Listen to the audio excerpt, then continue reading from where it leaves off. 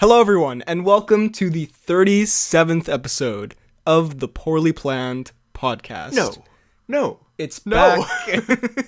You leave? Summer 2019 comeback. Here. I should have. Mine's better. I put a hashtag on Pierce's post and everything. No. You clearly don't follow my Instagram commenting sprees. So we're back, kind of. Not really. The boys are back. A little bit. You know, I was gonna... Shut up. Yeah, this is my intro.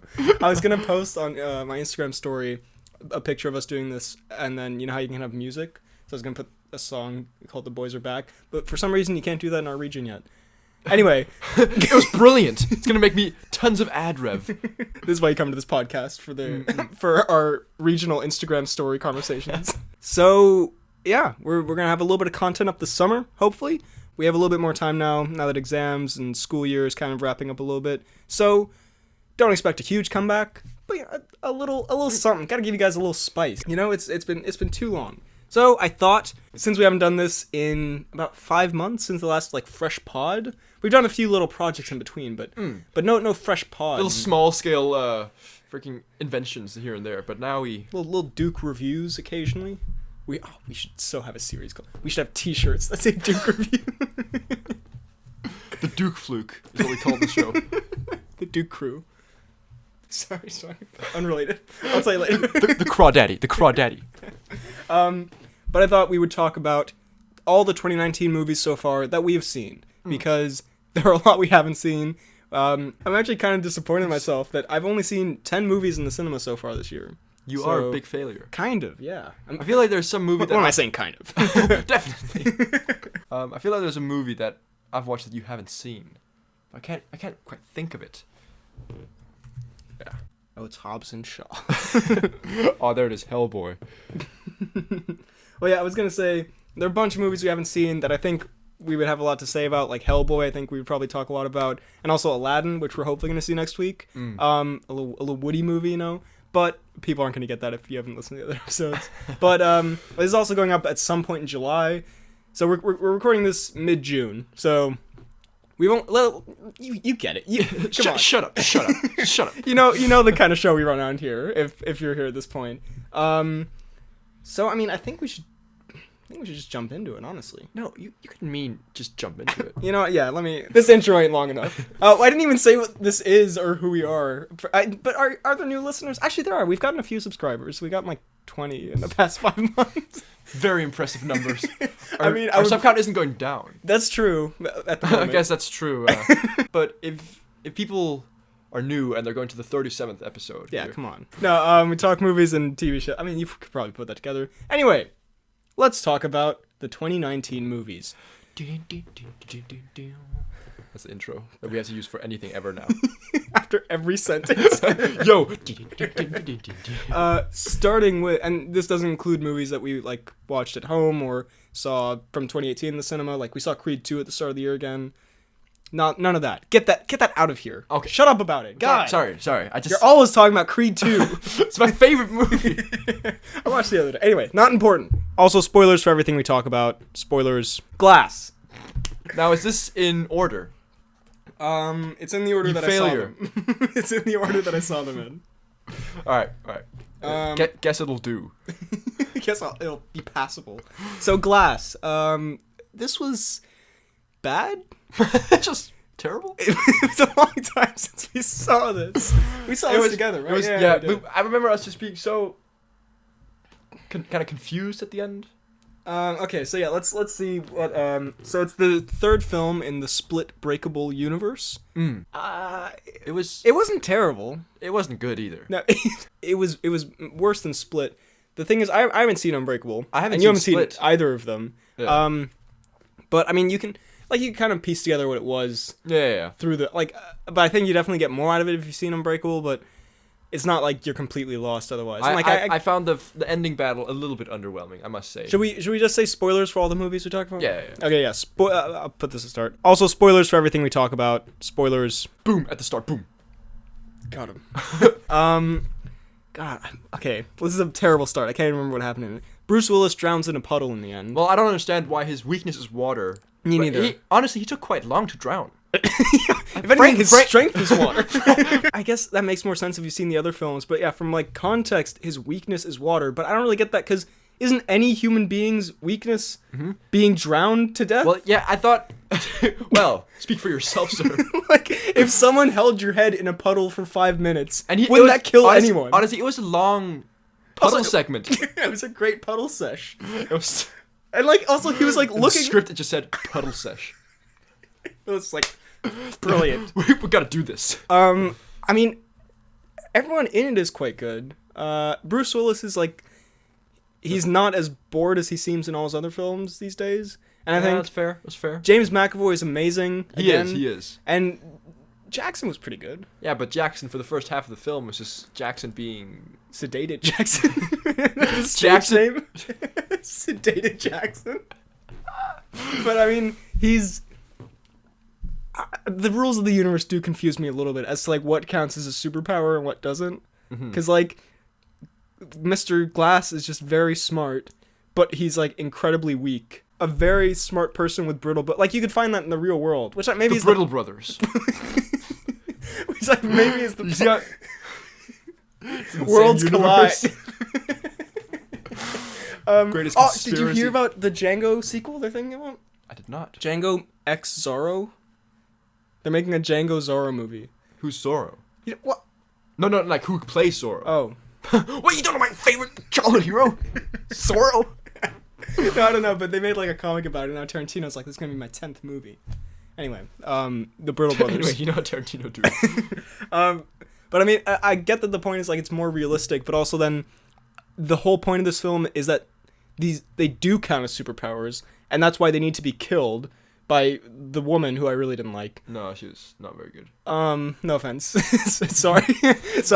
If these kinds of things do count as superpowers and they need to be, and they're killed by this special organization, like, I think Mr. Sunday brought this up actually, but like, are they just going around killing like would they kill like Usain Bolt or like a really strong guy or like someone who's winning like chess competitions, that kind, like what's a superpower to these people? Yeah, but also if their goal was their goal to kill them?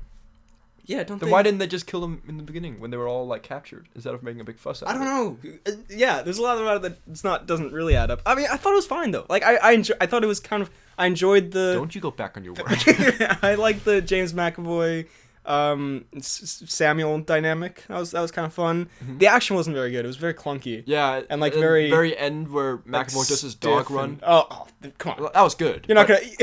That was the best part of the film. But then like everything else was McAvoy gets shot. He starts reciting Shakespeare or whatever the hell. Does he? He's like, I don't want to do it. That's the only thing he does.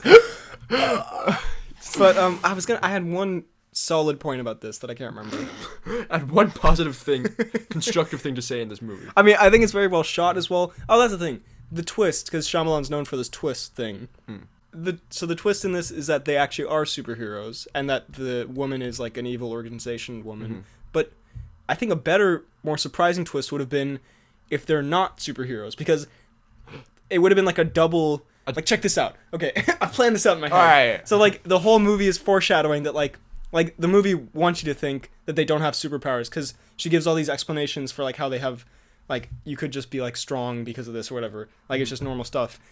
And then that makes you think that the twist is going to be that they are superheroes, which they are in the end. So I think the more unexpected thing would be if it just continued like that. In a weird way, I think that would have been more surprising. This ends with Willis just sitting in his bed. Guess I'm normal.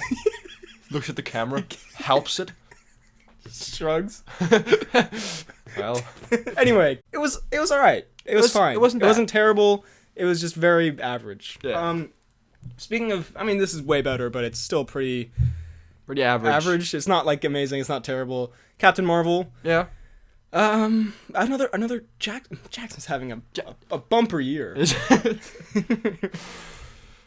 Bumper's back. Yeah, there you go. Yeah, pound it. I mean, funnily enough, Jackson I think is the best part of Captain Marvel. Definitely the best part. Actually, him and the villain. Yeah, Ben Mendelsohn. Who turns out not to be a villain. Yeah. What's his name from Robin Hood? The sheriff of Nottingham. Yes. Does he have a name? His last name is of Nottingham. His parents are like, what would be a good name? The sheriff. it was just very. I mean, like I saw the trailer and I'm sure we talked about it. I thought like that looks totally fine. Like it looks like kind of an Ant-Man thing, and it was. It had some some decent laughs. The cat thing was. I like the cat thing. Kind of fun, And like some of the action was alright, although the ending kind of turns into big CGI, whatever. Like not that it. What do you think of Jude? Jude was alright. Jude was Jude. I miss him. I mean, like, he's a great actor. I don't think he got much interesting to do. Like, it's pretty obvious he's gonna be the villain. Yeah. I liked the message, even though it's quite generic, and it's kind of like it's a bit like Captain America, but like the thing of like get up and never give up. Never. Jude. Jude just stays down.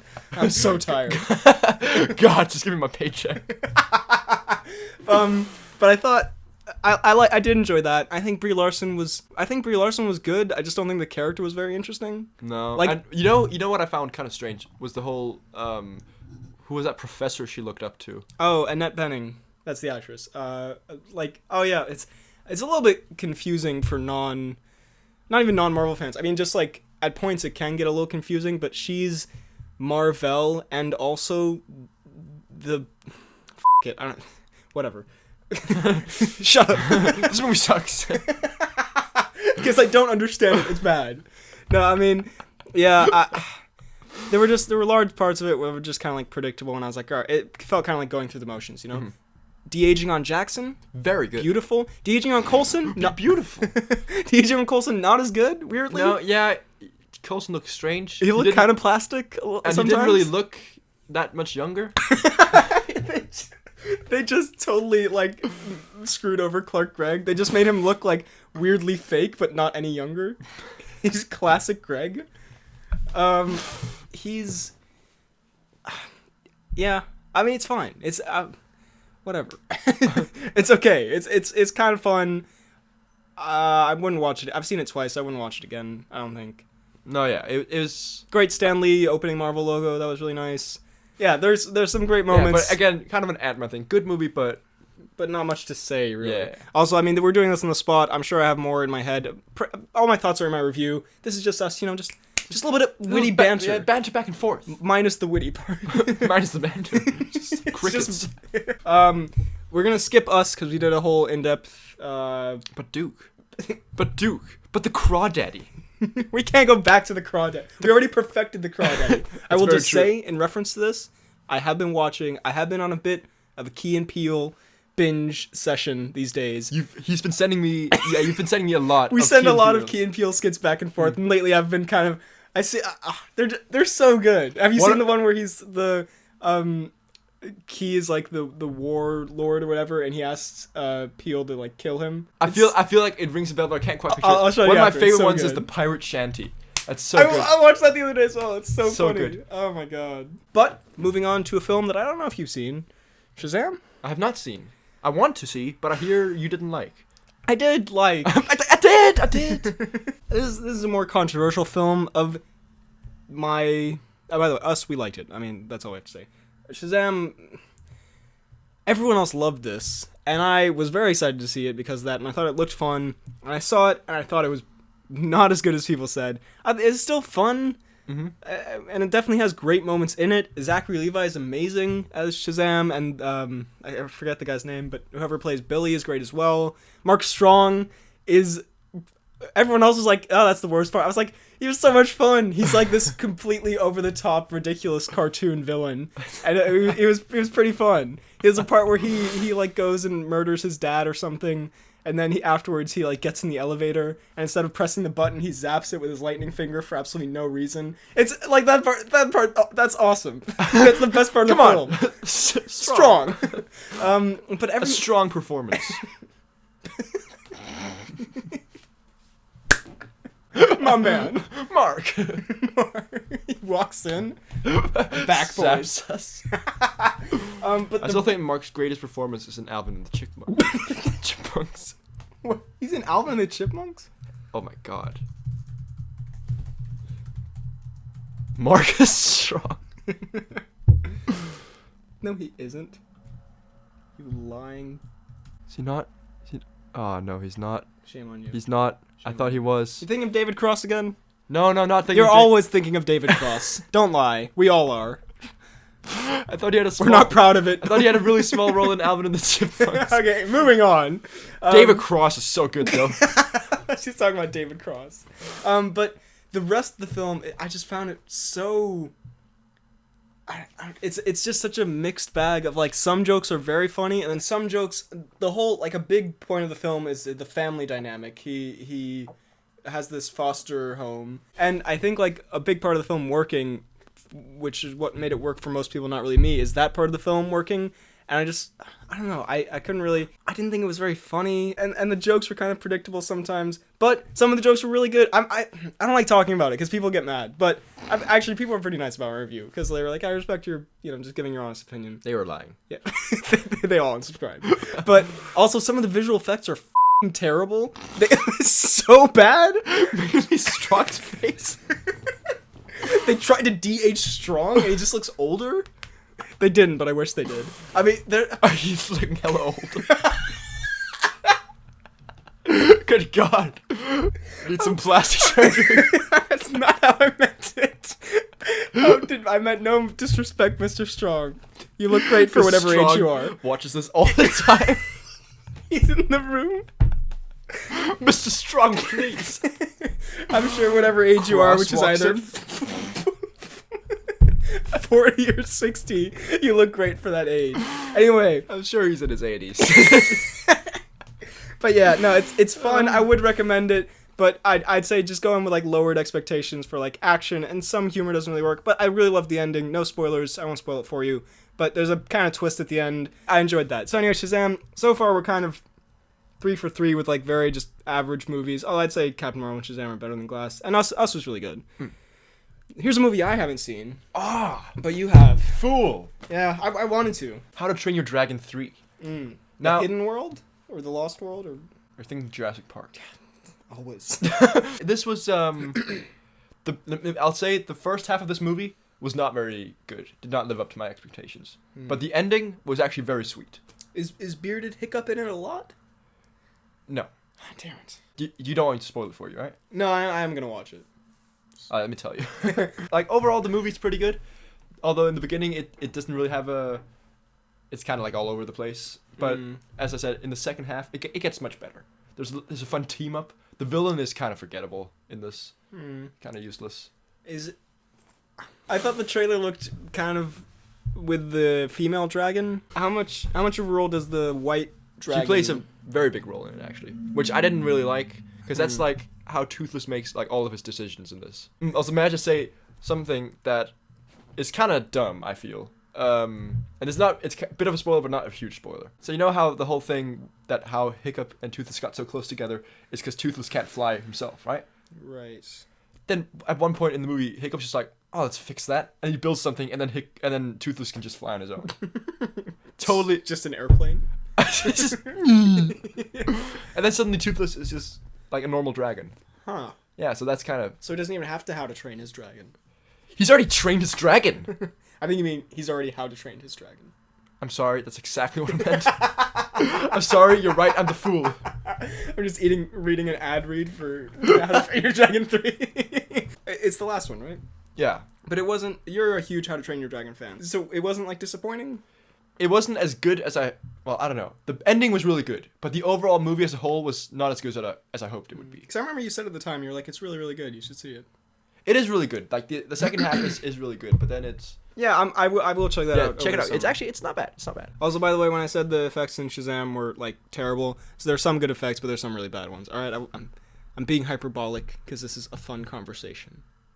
And I just made it a lot less fun. Moving on. Avengers Endgame. Now, this is, I feel, overhyped. Oh, sir. Now, is that you saying, oh, sir, yes? Or, no, oh, sir, means, get sir, get the f*** out of my room. This is the third best Avenger movie. And the 14th best Marvel movie. I kind of agree. I think it's tied with Infinity War. And Ultron's the best. Obviously. I think, yeah, it definitely goes. Avengers, I don't know, I think Infinity War works better as a film, like, on its own. Like, you could show to people who don't generally watch these movies. Like, it's a more, ironically, even though it ends on a cliffhanger, I feel like it's the more contained story of the two. Mm-hmm. But come on, it was so good. Okay, it definitely has its problems. Like, I'm not gonna act like it was perfect. And I think Infinity War is much better paced, and I think it's more consistent in the quality. I think Infinity War is more great all the way through, and Endgame has, like, moments of absolute, like, amazing, and then some moments that are kind of. What do you think of Fat good. Thor? That's the thing I didn't like. Okay, one of the Hulk things. I didn't like either. That took a little getting used to, but I kind of liked it in the end. But Ruffalo, that first Ruffalo diner scene was a little. It was a little rough. So, Did he dab at one point? He did, and then he said dab. But it kind of makes sense because he's like an out of touch middle aged man, you know. It makes it wholesome. What was, I hate to use the cringe word, but the Fortnite thing, that was pretty bad. Everyone groaned in my cinema. Like, it was that is gonna be so dated, and I think they included it because, I mean, like, I guess but it's not even that topical anymore. Like, are people still playing Fortnite? They are. But, like, also, that part of the movie takes place in 2023. Are you telling me they still play Fortnite? I mean, maybe. But also, okay, we're reading too much into it. It was kind of awkward and will date poorly. And can I just say, throughout the movie, I think there could have been some much more emotional moments. Well, like the one part that. Wait, first on Fat Thor. Okay. We got a little sidetracked. Fat Thor, I kind of liked in the action a little bit that he's. Because I think that's more of, like, a traditional kind of Viking look, you know? And I thought that was kind of fun, and he has, like, the braided beard or whatever. But in the comedy of it, I just thought was, like, very, not lazy, but just not funny to me. Like, people are saying, like, oh, you know, he's depressed and everything, it's good. And, like, I think, you know, there's the part where he gets the hammer back, and he's like, I'm still worthy, and someone was like, it's nice that it showed that, like, being depressed and, like, failing doesn't make you less worthy. Like, I don't know, that's a kind of nice message. But, like, I mean the comedy of it when I say I don't really like it. Like, also that scene where he's, like, going on and on about the ether. Remember that? That kind of stuff, I don't know. I didn't think it was very funny. I don't think it's terrible. I just didn't personally think those parts were very funny. You know what I don't like? The fact... I liked the part when Captain America lifted Thor's hammer and was like, yapoom, right? That's the noise he made. I would love it in that moment where, like, it's that music cue hits and, like, everyone's cheering. It should just have been a one-time thing. No, he shouldn't carry it around for the rest of the battle. That was okay. dumb. I have a theory, and by theory I mean Captain America is Thor. I think he must have secretly used that hammer before because he's way too good. He's better than Thor is with it. He uses it to hit the shield and, like, throws it behind and hits the shield again. Like, I did also like in the action, because I forgot this happened, when Thor throws Mjolnir up and hits it with Stormbreaker like it's a, like, baseball bat. Like, come on, that's, like, there were so many moments that were just like... It would have been cool if it was just a one-time thing, but then when he kept on going, he's like, yeah, you keep this. I was like, no. Yeah, I mean, would you prefer that Thor, like, dual wields throughout the battle? Like, that was kind of, when he... I don't know. But, okay, I think, like, what do you think of the time travel thing? I like the time travel thing. Apart from the very end with Captain America, I thought it was sweet. You didn't like the ending? Wait, That's my favorite part. I like the fact that he's like, I had a dance or whatever. What the f*** Captain America's up to? But... How dare you? Imagine all the things he didn't warn people about. So many terrible things in history he could have prevented. But no, Steve motherfucking Rogers.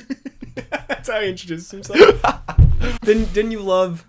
Again, this is all over the place. I didn't love anything about this movie. You didn't love when he gave the shield to Mackie? No. But come on, at the end when he's like, but it feels like someone else's, and he's like, it isn't, and then Mackie starts crying. He's bawling his eyes out. And then he's like, I'll do my best, and he's like, that's why it's yours. Come on. But Mackie doesn't have any superpowers. Mackie is the most useless Captain America. I mean, if Mackie were using his Falcon suit in rain weather, he would collapse and die. I don't think that's how the wings... They're not actual, like, wings. They're made of metal. Yeah, but there's also electricity. That's saying... You put away your wooden Mackie wings prototype? Of course. I'm saying that the water will get into the circuit. Anyway. And then Mackie will, like, decapitate himself with his wing. And then the shield will fall flat right onto Sebastian Stan's lap. So you think it should have been Sebastian Stan? Yes. I will say, I think, comedy-wise, it's a very mixed bag. I think the funniest moment in the film, and when I saw it, I also thought that you would think this was one of the best moments, is when Cheeds suggests that they should go back and strangle baby Thanos to death. Yeah. But, like, some of the other stuff, like, I mean, Fat Thor, and also the Scott Lang time travel thing where he turns into a baby and that kind of thing, it felt a bit, like, I don't know, just didn't really match Yeah. Well, the rest also of the film. It was a little too goofy for, like, what is, like, a a little goofy too universe. yuck. But, like, for this film in particular. But, Well, I mean... I like the time traveling, but I also think they made it needlessly confusing. Oh, you mean, like, the rules of it? Yeah. There is that, I think, because there was also at the end where, how is Captain America there if he went back? Because they establish you go into another timeline, so how is he on that bench? There is, however, people say he went back, lived out his life in that alternate timeline, and then came back right at the end, like when he was, you know, 1,000,000 years old or whatever. It's kind of just like a plot device, like, Yeah. well, not kind of, it is, but I think, honestly, I don't really have a big problem with it, because you can find a hole in, I think, every time travel. Like, any time travel thing has some kind of logical flaw in it, because time travel is stupid. Like, it's not... What? What? You take that back. You put away your time travel machine. over next to Falcon Wings. I don't know. I mean, no one's gonna hear this in, like, 1,000,000 years when time travel was invented. But also, don't you think if time travel was real, we would already know because the time travelers would be coming back nobody to nobody would travel back to this time. You're right, this time kind of sucks. Yeah, we have Hulk dabs in this timeline, so... And Crawdaddy. Actually, that's a pull factor. Okay, let's talk specifics of, like the fan service. Do you think it was excessive? No. Because I don't know. I think Not being a fan. It's being kind of cool myself. But I mean, I think the thing that I like about it is, like, this movie is basically just only fan service, but it's, like, natural. So it's kind of just like what the characters would say and do in that moment because of the nature of this universe. Yeah, it's not blatant fan service, it works, but it is also a bit It works much. as a callback. I mean, like, the elevator thing, that is kind of... It's not very subtle, and, like... But it was still awesome. With the Hail Hydra. Yeah, come on. I did like that. That was pretty good. And I think... I liked, dude, Robert Redford shows up. Alexander Pierce. Remember that? That was awesome. Who? We forgot to mention the Who guys in Guardians of the Galaxy. In Captain Marvel. Really? Go back, note to editor. Captain Marvel. You know him. He's the guy who shows up and he wants to take the briefcase. Who's Alexander Perez? Fuck off. You remember him? Right? Oh, I do know him. Yeah. He's so He shows unimportant, up. though. Oh, he's so cool because he's such a high-profile actor, and they got him for like 2 seconds in this thing. Also, it's probably gonna be his last movie. I even liked Thor going to Asgard, seeing his mom. I thought that was like almost kind of emotional. Was Loki in this? Briefly, yeah. I remember he picks up the Tesseract and then disappears. The Peter Quill dance. You know, like, that was like, there is so much fan service in it, but like, I don't know, it's so rewarding, like, as this payoff for these, 10 years. It did stuff that I really didn't expect it would do, which I liked. And then something I did like was, again, kind of like when going back in time, like the different angles from shots in the previous movie, like in the Avengers Tower and stuff. No, that was really cool. Or Stark Tower. Yeah, God. Excuse me. And I mean, when I say it did stuff I didn't expect, I mean more in, like, specifics with fan service, where I'm like, I wouldn't expect them to go that specific with it. Like, I don't know, that elevator scene. But I guess, it kind of works for... I don't know if it does work for any... But my dad saw it, who doesn't like these movies generally, and he was like, yeah, I liked it. Which surprised me. He doesn't like anything. Yeah. There was one more thing I wanted to say. I mean, the final battle, Avengers Assemble moment, the portals. The portals was pretty cool. You saw the motion I did. Wong did. Wong. The movie I think as the a music whole is amazing. could have been more emotional. Well, that's for you to say. I disagree. What about the snap? The one... Which one? The Hulk snap? The Hulk snap was not very emotional. I beg to differ.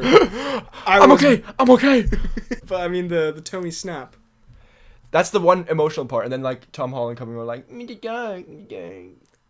was that emotional or was that not? No, that's the one emotional part in the movie. The way you mocked it, I could not tell. And then the funeral's pretty cool. Not cool, but and then the the kid from shot... Iron Man 3 was yeah, that was a nice like callback.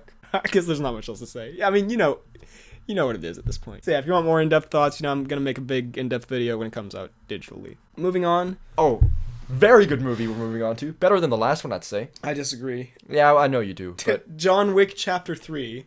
what do you think? I think action-wise, this is one of the best films I've ever seen. I think story-wise, it was very weak. And, like, story pacing and character-wise... But Braun. Can I say more? I completely forgot he was in this. That should say everything about his terrible... I do not like his accent in that. I do not like anything about him in this. I was so excited for Sir Braun of the Blackwater, and he was Sir Braun of the terrible cameo in a movie. Got it. Roasted? He wasn't Sir Braun of the Blackwater. He was Sir Braun of the terrible movie. Look, action-wise, like, the only problem I have with the action is that it never tops the opening scene, where it goes from, like, maybe this isn't the open, but, like, the first half hour, where at first there's that fight in the library with the book, which is, like, brutal and, That like... is so good. It's amazing. Also, that guy is enormous. Yeah, terrifying. And then there's the horse thing, which was also very fun and, like, creative, you know, how the horse kicks them or whatever. And then I think probably one of the best action scenes I've ever seen in my life is that, where is it, like a knife store, a collectible knife thing or whatever? Yeah, like that antique store. Incredible. And that's the only downside of the film is that it never tops that. Like, it shows the best thing. Like, it gets close, but that fight is, like, it's so good. Insane. And, like, the choreography and everything. Also, something that I love, like, or something that I really dislike in some action scenes is when it looks like the punches or, like, the hits or anything, like, look like they don't actually hit or hurt, and, like, everything in this looks like it connects. Yeah, exactly. And then, it's the eye thing. I don't think I've ever heard an audience reaction like that, especially in Denmark, where, like, no one cheers or, like, reacts to anything in a film. Like, people were, like, gasping and freaking out. And, I know. Yeah. And so was I. Also with the axe throw, where he's just like, remember at the very end scene in that knife fight, where he's like, he's leaving, and then the guy, like, kind of and it's like, shling. Yeah, no, that was like, ooh. It is, what a hit. And it's amazingly choreographed, shot, edited, Keanu Reeves doing a lot of the stuff.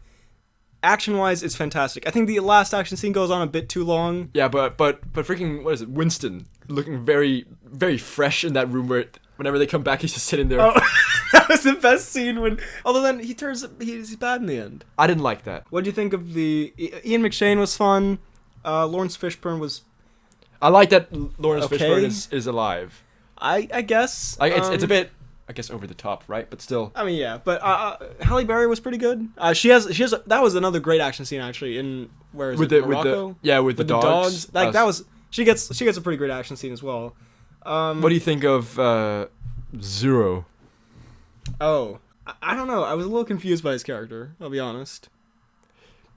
Why was he so in awe of John Wick? I don't know. I guess he's like a fan. But like, do people? Do these? I think all these movies take place like over the course of like a week or something, or like a month. Yeah, they do. It's like I guess he was very famous. Actually, never mind. But yeah, I thought he was okay.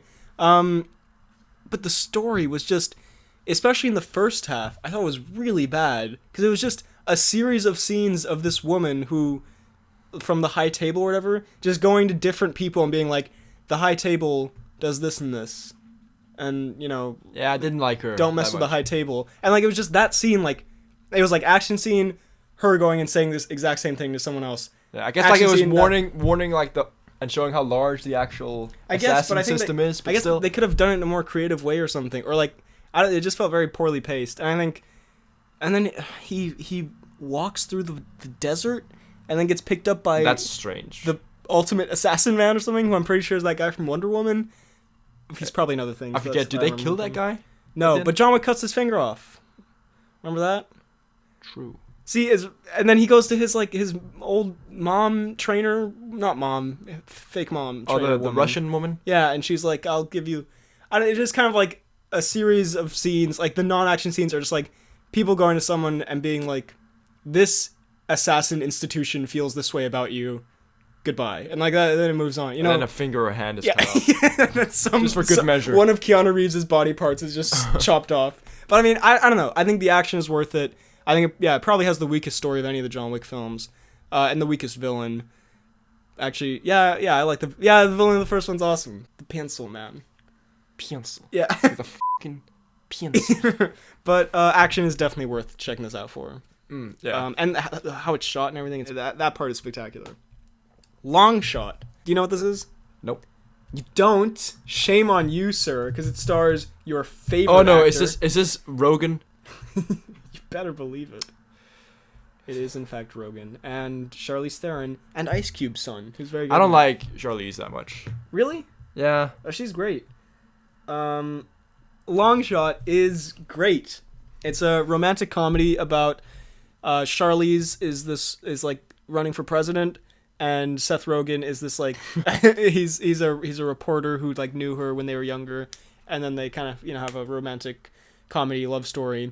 But it takes what could be kind of a cliched idea, and it puts new twists on like the story, and also like the jokes are funny. It's what's his name? Saul Goodman's in it. He's like the president, the incompetent president man. It says a lot. Like it definitely has a political message, but like it doesn't feel forced necessarily. Like I mean, like it fits in there. Yeah, and it's very funny. Like that's the main thing. You should definitely check it out. It's very, very funny. Yeah, I liked it a lot. The Lego Movie 2, the second part. I haven't seen any of these last movies, so you need to tell me. How's that? I'm not gonna spend much time on this because it's good.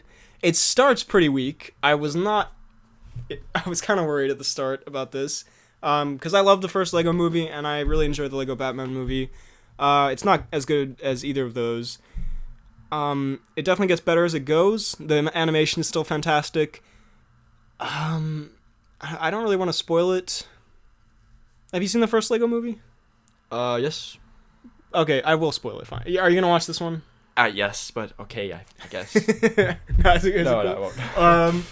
So you know how at the end of the last one, it's like revealed that it's like the real world, and Will Ferrell is the dad, or whatever.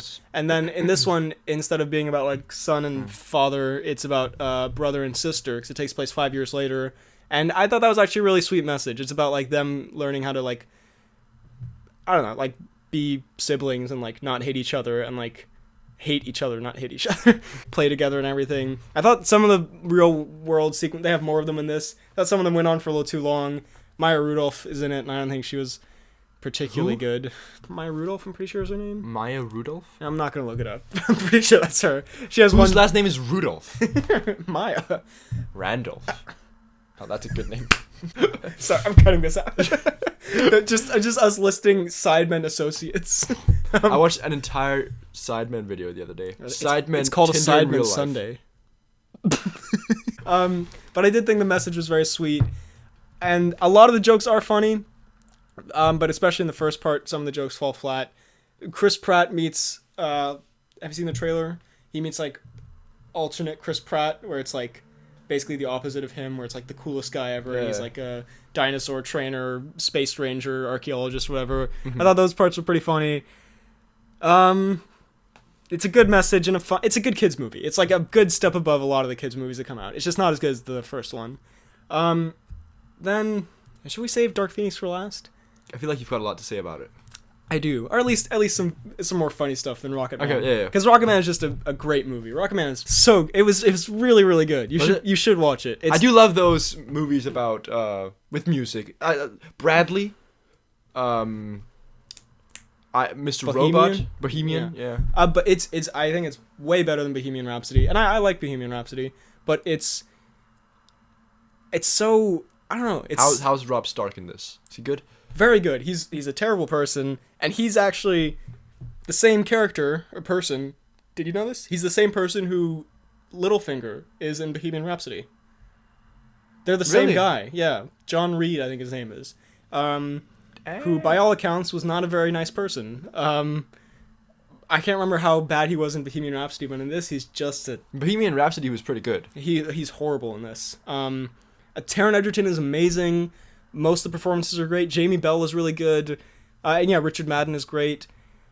The musical numbers were really, like, I love that, because in Bohemian Rhapsody and like other of these kinds of movies. Wait, I'm thinking of someone else in Bohemian Rhapsody. Sorry, let's go on. Are you thinking of the Fortune Favors the Bold guy? Yes. Okay, yeah, I'm talking about. Yeah, I know. He might. I can't remember if he was an asshole in that movie. He might have been. Like in a lot of these movies, like I say, like, oh, the music's great, but I don't really know if I can count that as a positive for the movie because, like, it's just the music, you know. Like, here they do so much with it. Like, not only do they, like, there are new versions of the song, and like Taron doesn't sound like Elton, but that's like the point. I think Elton John said like he wants people just sing it like how they sing their songs, so like it like changes person to person. So it's not actually Elton singing. No, it's Taron singing. Oh, damn it. No, he's great. He's really good. No. He's really good, and the musical numbers, they're like, it's like La La Land or like a classic musical. Like it stops for like a full like fantasy kind of musical number, which is very creative. Some great scenes in there. Saturday Nights, All Right for Fighting, I think was the best one, but Tiny Dancer was also pretty good. I mean, I only know like 3 Elton John songs like really well, but was Can You Feel the Love Tonight in it? Unfortunately not. I was really? waiting that for is honestly quite disappointing. I was waiting for his star-turning role in Kingsman 2 to come up, but we never got there actually. Unfortunately, that is unfortunate. But it's actually pretty emotional. Not very emotional, but like it has some emotional moments. The one thing I will say, I thought it was PG-13. Apparently, it's rated R, which is odd to me because, like, it's just because there are like a lot of like F-bombs and drug use. It's been banned in certain countries for. Oh yeah, it was banned in Russia for homosexuality. But I think it's weird that it's rated R because, like, there is a sex scene in it, but it's not graphic at all. It looks like a PG-13 sex scene, which is why I just think it's odd that they would make this R just because of the language. Because I was thinking like, oh, they're getting away with a lot of like F-bombs for a PG-13 movie, and apparently wasn't. But so I think cut down that a little bit, and then. Yeah, which actually I do like, though, because that shows to me that they weren't trying to make it PG-13. Like, they just made the movie as they wanted to make it, and then it just happened to be rated R. Yeah. So, like, the fact that some stuff might be, like, seem a little cut down or something isn't to get a rating. It's just, like, the choice they made, which I like. It's very, very good. I definitely recommend it. Also, fun tidbit. Apparently, Rami was gonna make a cameo in this. No. There's a scene in like a restaurant, and he was gonna look over and see Rami talking to Richard Madden, because he's like, it would be the Rami cinematic universe. But the director actually said like, yeah, I don't want to make a cinematic universe of these movies. I would have loved to see Rami. It would have been very odd. But overall, great film. Highly recommend. I will check it out. And finally, I feel like you've got a lot to say about this movie. I mean, X-Men. The Dark Phoenix. It's so. I have so many questions when I walked out of it. Okay, let's ask. Spoilers. Let's huge spoilers. Address the elephant in the room here. Okay. How was McAvoy? McAvoy was great, but he's wasted on this terrible. Like, that's the thing I hate about this, is that McAvoy and Fassbender are amazing, and they like try their hardest with this, but they're wasted on this terrible dialogue and this horrible story. Professor X is a huge dickhead in this movie. Like, that's his character arc. He starts as a huge dickhead and has to learn how not to be a dickhead. And it comes so out of nowhere. Okay, yeah, for the record, I feel like each movie, all these characters struggle with a new freaking character development or that comes out of nowhere for no reason. Okay, again, like I said with Endgame, my like refined, articulate, like more intelligent thoughts are like in my actual YouTube video. This is just just rambling. Crazy rambling, okay? So don't take this as like whatever. Question. Is Fassbender a bad guy in this one as well? Not really. Okay, because he keeps switching back and forth. And honestly, it's exhausting. Sophie Turner kills Mystique because she didn't want to be in the movie anymore. And then she goes to Michael Fassbender and is like, how do I deal with killing people? And he's like, I don't know, f*** off. And then they fight over a helicopter. And then when she comes over a helicopter. Yeah, she's like trying to pull the helicopter down. And he's trying to push it up, and it's the most hilarious I thought they had a fight about who wanted the helicopter. No, they kind of did. And then she comes and she has like blood on her shirt, and he's like, "Whose blood is that?" And she's like, and then she runs away. And then Beast comes and he's like, she killed Mystique. And then he turns up at the end, and he's like, I know whose blood that was, and it's so bad. I'm getting ahead of myself here. It's just the crazy ramblings of a madman.